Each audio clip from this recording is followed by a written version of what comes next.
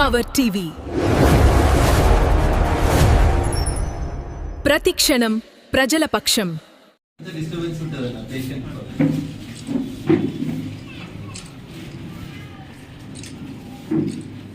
ఎవరో ఒకరు పంపిస్తే కింద సంతోషం.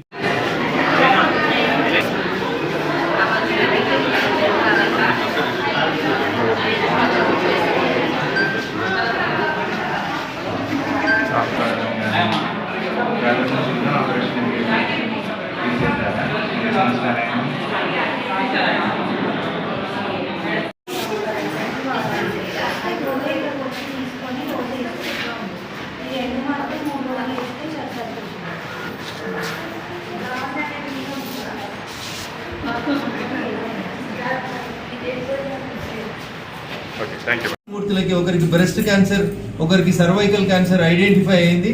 ఐడెంటిఫై అయినటువంటి ఇద్దరు పేషెంట్లను కూడా హైదరాబాద్లో ఉన్నటువంటి నా కూతురు హాస్పిటల్కి షిఫ్ట్ చేసి ఒక్క రూపాయి కూడా తీసుకోకుండా వాళ్ళిద్దరికి శస్త్రచికిత్సలు చేసి వారం రోజులు ఆసుపత్రిలో ఉంచుకొని వారు కోలుకున్న తర్వాత తిరిగి వారిని ఇంటికి పంపించడం జరిగింది. ఇదేదో ప్రచారం కోసమో ఇంకో దానికోసమో చేస్తుంది కాదు.